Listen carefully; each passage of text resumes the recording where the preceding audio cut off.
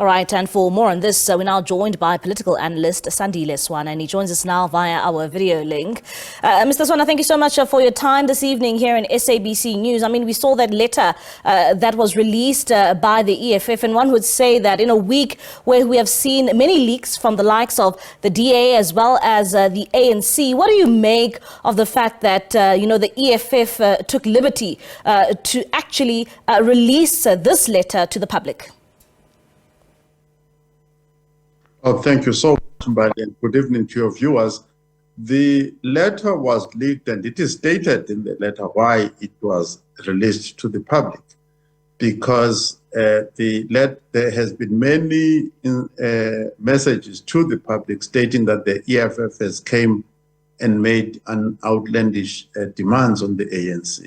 So they wanted to disclose to the public what it is exactly that they've said to the ANC, which they, in their view, is very humble, very reasonable proposal that the ANC should be ready to accept. And what do you make of the actual letter and, one would say even some of the demands it's making? We also know that it is saying that it is willing to go into government with the ANC. That's not new. Even its stance when it comes to the DA as well as Freedom Front Plus. Yes, so the thing, of course, there are a few things we can note about the content of the letter.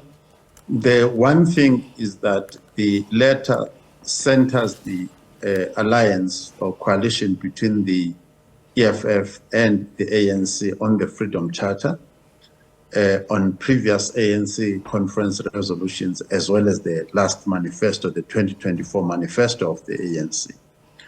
At the same time, you will remember that the DA, when Steenhuisen took over, as I recall, he identified the EFF as enemy number one of the DA. And messages have come out from business, as well as the DA itself, that their task is to exclude the EFF from government. So the EFF is returning the compliment. And when it comes to some of the demands or the requests that the EFF is making, I mean, to do away with the current statement of intent and to draw up a new one, one would also ask then, Mr. Swana, are the EFF's demands reasonable? The statement of intent that is there was designed to exclude certain parties that have been identified by the DA for purposes of exclusion. So the EFF would understand that, number one, that statement of intent would have been intended to exclude certain parties. Number two, it would have been intended to limit the powers of the ANC, including constitutional powers, such as the prerogative of the state president to appoint his own cabinet, etc., etc.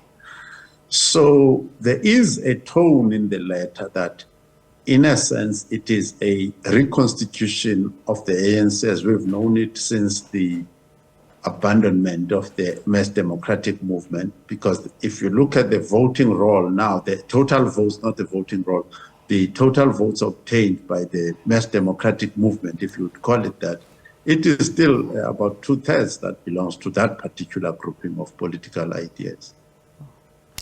Let's go back to the letter. I mean, I've seen a number of people even, conversing on social media, and a lot of people are actually attributing the tone of the letter that is being used by the EFF in that regard. What do you make about the tone, especially during a time where, the DA has been labeled as being arrogant through some of, the leaks we have seen throughout the week? I think the tone is careful, the tone is respectful.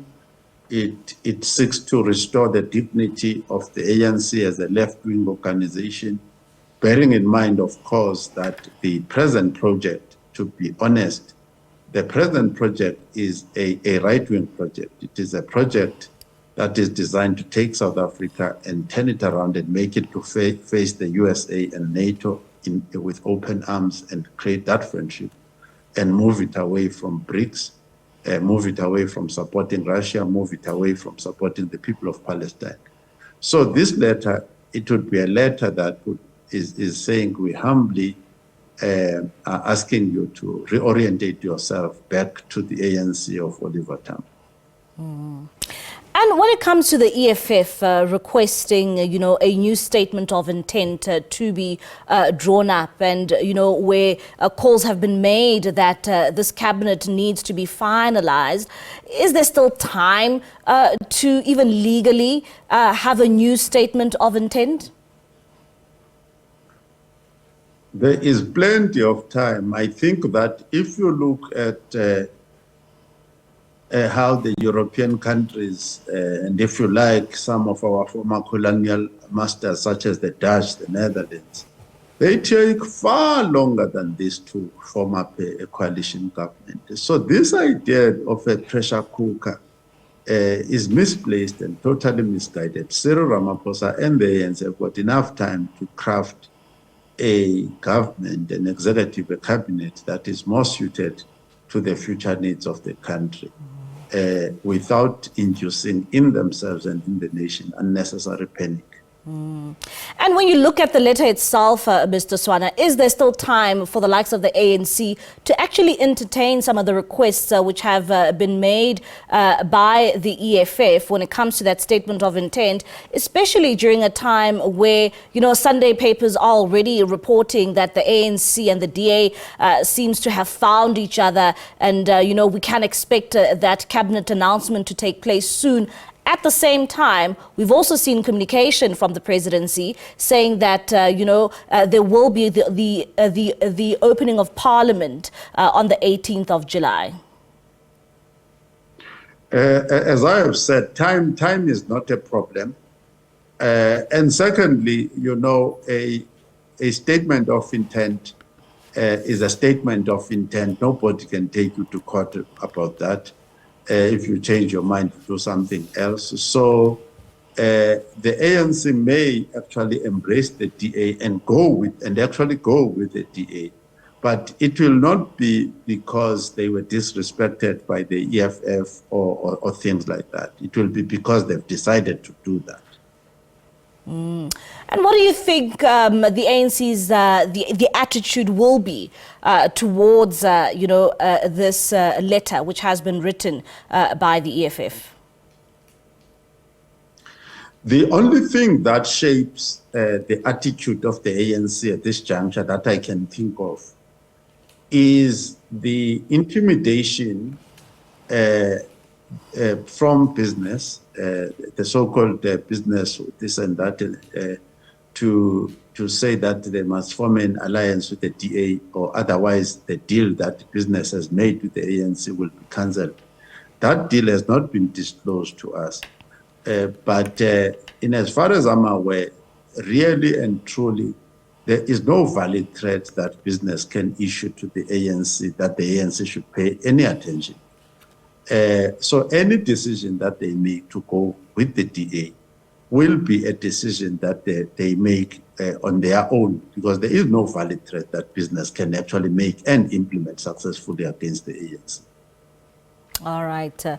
Swana, thank you so much for your time this evening. That's Sandile Swana, political analyst, just giving us his insight there when it comes to that letter that we saw from the EFF that was released by the party. And this follows meetings with the ANC over the formation of the 7th administration.